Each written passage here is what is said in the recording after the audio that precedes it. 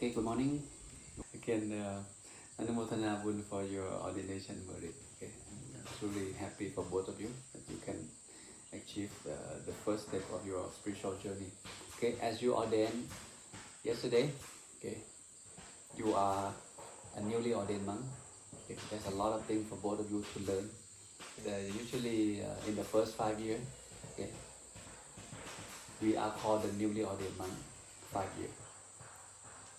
In these 5 years, it's long enough for a man to know the monk's life, for the monk to know what monk's supposed to be doing, what we can do, what we cannot do, what we should do, what we should not do, how should we dress, how should we eat, how should we walk, how should we talk. It takes 5 years to cultivate good habits, to cultivate, the virtues as a good monk. Okay, beyond that point, you will be more mature. Okay, after 6 years, moving to 10 years. Okay, and when you reach 10 years, you fully mature. You can seek for a different temple, follow your own practice, whatever it is. But the first 5 years is critical for the new monk to lay down a good foundation. Okay. Today I want to introduce you about the 4 dangers of the newly ordained monk. To me, this is not just for the newly ordained monk. It's dangerous for the monks. Doesn't matter how long we ordain. Okay. So we have to reflect on this. But however, this sutra the Buddha teach the newly ordained monk. There are 4 things. The first thing the Buddha mentioned something he called is the wave. This is the wave. Did you see this picture, right? This is the wave, the first picture. The wave, the nature of the wave is, the wave will keep on hitting the shore 24/7, all the time. Never stop hitting the shore, and that's the nature of the wave. Okay, you as a newly ordained monk, from day one, okay, you will receive the new teaching every day from your mentor monk, from your teaching monk, from people who ordain ahead of you, even from your Phante, okay, from your friends. People will give you suggestions based on their knowledge and experience. You from Buddhist background, you from non-Buddhist background, so you have something to share. Okay, so new information, new knowledge, new teaching will come to you on a daily basis. The first danger of the monk, the Buddha mentioned the wave because if a person cannot withstand or patient about the teaching, if someone gives you the teaching, if you cannot be patient on that, usually you don't last long. Oh, this one I already know. This one, that person already tell me. You don't have to tell me anything. This one you know. This one I know. Basically, you know everything already. Okay? Or something you think you know, and someone try to correct you, that you not appreciate it. So you annoy. Okay? One mentor tell you to clean. Another mentor, you meet him outside the class, he tell you to clean again. Say the same thing. People keep telling you the same thing, to do the same thing. And you get annoyed, you get bored of the teaching. And then you quit. I told you at the beginning of the training that monk's life is a simple life, but it's not easy life because it's filled with a lot of rules and regulations. Rules laid out by the Buddha himself, rules from the Sangha, and rules from the training. There's so many rules. And, people don't like rules. We want to do things we want to do, whenever we want to do, eat whenever we want, wake up whenever we want, dress however we want, and that's how we grow up. And now you're in the training, there are rules for you to follow, and you sign up for that. Okay, and that is why in the training there will be people, okay, with good heart, try to correct you, try to teach you, tell you what to do.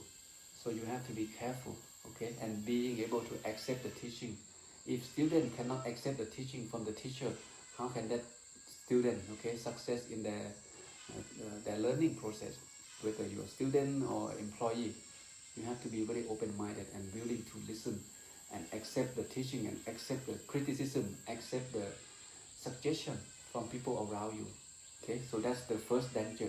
For monks who cannot accept the teaching, especially monks who ordain as the old age, with a lot of worldly experience, higher education, success in business maybe, and then you come to become a monk, and your mentor monk is like younger than you, less education than you, just like your son age, and you feel, oh, how can this monk teach me? That kind of mind, you learn nothing much. So be careful. So the Buddha said, be careful. you have to be able to accept the teaching for you to survive in this spiritual journey. Okay, monk, we respect each other according to our Bhante. Bhante means uh, people who ordain ahead of you. Even 1 minute, he is your brother. You should listen to him. So he knows something more than you because he ordained before you.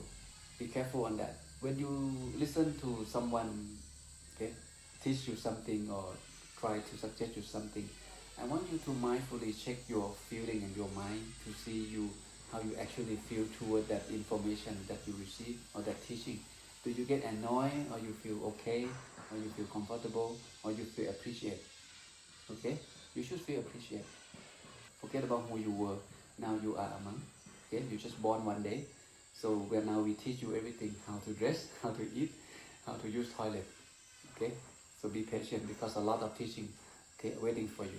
The second one on this picture is the whirlpool. You see the picture on the right.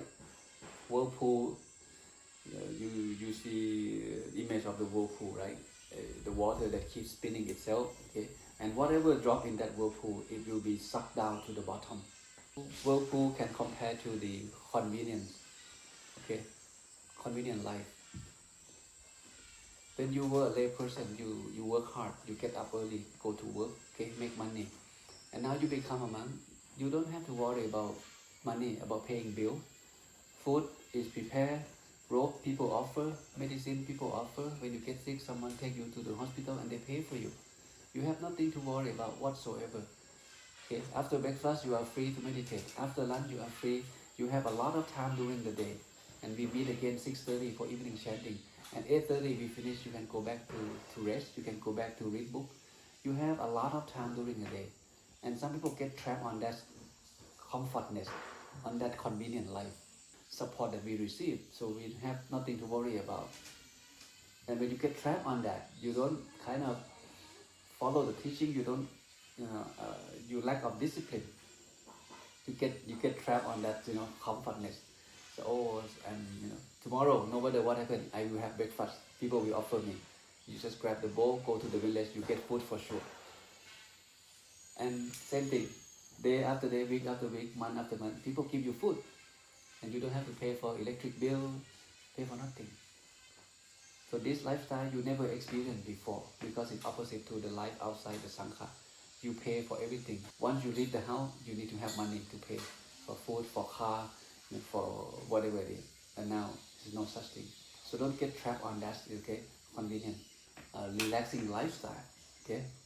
Slow life. We should gain benefit of this. We get time back and we use the time for learning the Dhamma and practice meditation. And that's what the monk's supposed to be doing. So this is the second danger. And the third danger is, you see, the crocodile. Crocodile is the animal without tongue.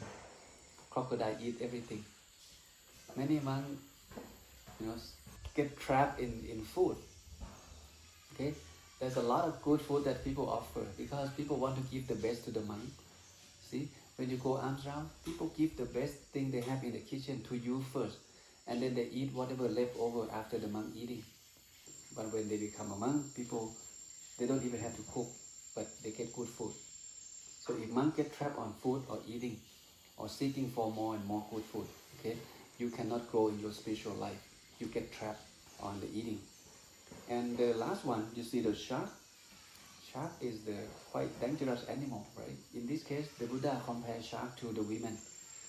Okay, when we become a monk, we should to live in the celibacy life. The life we stand opposite to the sensual pleasure world. Okay, and when we, become a monk, we have to observe precept very, very pure. Make sure that you keep your precept pure. Shark can bite you if you're not mindful enough. Okay, many monks disrobe because of sense pleasure, because of woman. Okay, you allow the thinking come to what you see, a beautiful person, what you hear, beautiful voice. Okay, that's essential sense pleasure that come to your eye and your ear, and it keep in your mind, and then you cannot meditate, and then you think of, oh, maybe I should disrobe, maybe I should become a monk. Newly ordained monk, you just become a monk. You so used to the lay life. And that is why if you allow this kind of thinking that keep happening in your mind over and over about sense pleasure, eventually, okay, you may want to quit your monk's life. You want to give up. You want to go back to the same routine. So these are the 4 dangers that the Buddha mentioned in the past for the newly ordained monk. Again, like I said earlier, I think this can apply for, to all the monks, all level of monks. If we allow ourselves not mindful enough, we will get trapped to one of these. So as you grow up in monk's life, you build up bigger ego. When you first year, second year, third year, 5 years, and then no one can teach you no more. So it's come back to the first enemy, which is the weight, right? 10 years of monk, oh, I know a lot of things. Don't teach me anything. I'm done with learning. And then you cannot grow because your mind is closed. And you attach yourself to the the life with the support from the lay people. You don't have to do anything.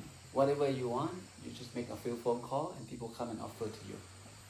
You allow the defilement to take control of your mind. The greed, hatred, and delusion, you get trapped on that. Food, good food always, wherever we go. Sharp, okay, enemy out there. Okay, we have to be very mindful. Living life as a good monk, you need to be very mindful. Okay, so today let's keep this 4 picture in mind, okay, and check yourself on a daily basis about the teaching, okay, about the food that you eat, about the simple lifestyle that you have, about the lay people that you encounter with when you go ashram or when you talk to the lay people, especially women. Okay, you need to be very mindful.